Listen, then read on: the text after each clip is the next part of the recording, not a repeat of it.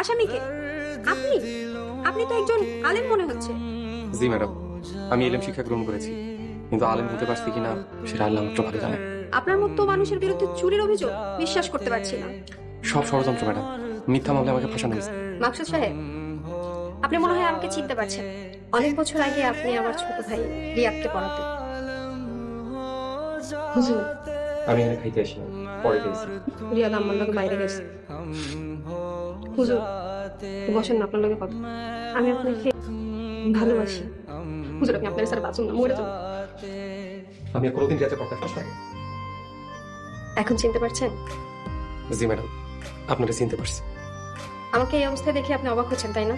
কি অদ্ভুত ব্যাপার, তাই না? আপনার ভাগ্য এখন আমার হাতে। একদিন এই হাতটাই অবহেলায় ফিরিয়ে দিই। অর্থাৎ আমি চাইলে আপনাকে এই মুহূর্তে মুক্ত করে দিতে পারি, কিন্তু অনুপ্রেরণা পাচ্ছি না। আপনার কাছে ক্ষমা বা দয়া চাই না।